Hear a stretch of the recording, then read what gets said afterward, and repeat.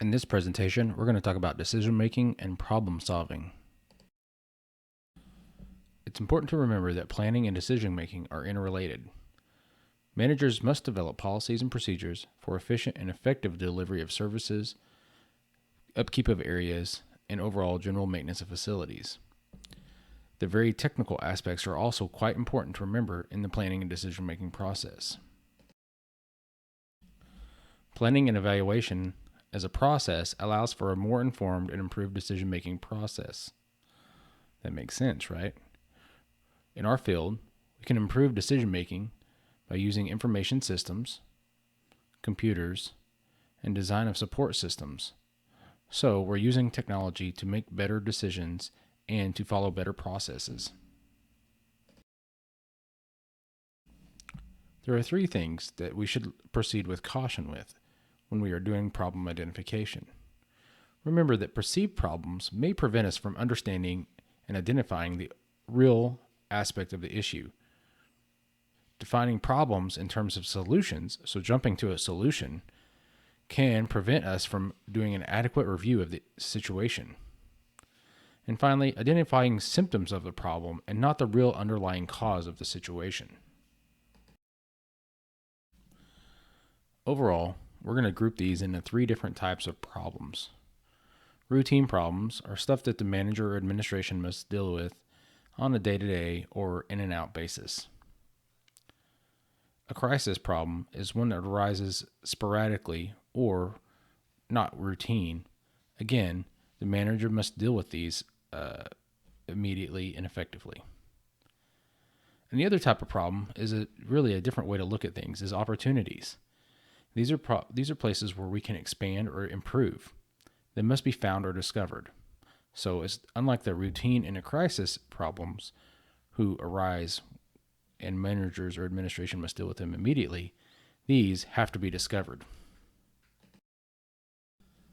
Overall, evaluation includes consideration of three conditions. The decision maker has certainty about outcome of each alternative.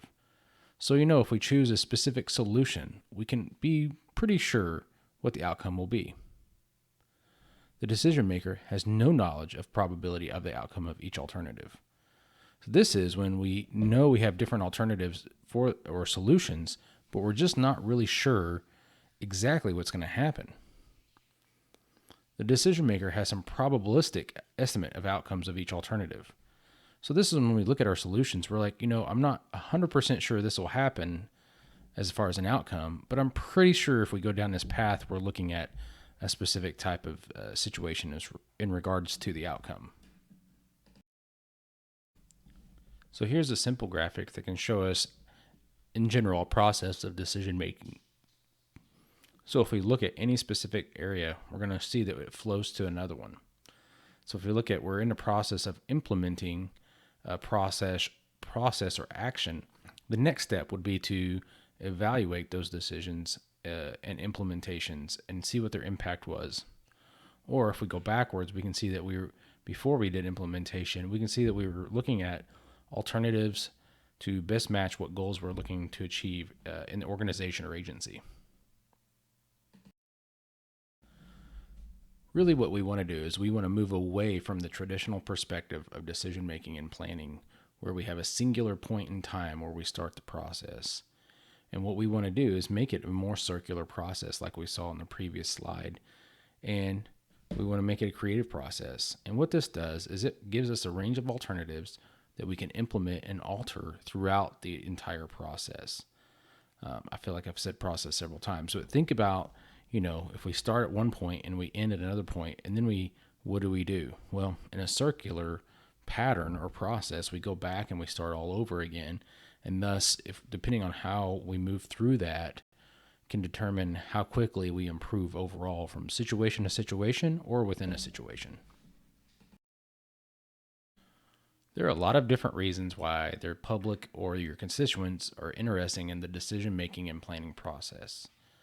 These could be something from economical, like if you're doing an investment or development. Social, so what's it going to do to increase or augment or supplement the local culture or social of the community. Political, There's a lot of different political reasons, educational, and then on to functional, ecological, spiritual, and just aesthetic, if we're just improving what the place looks like.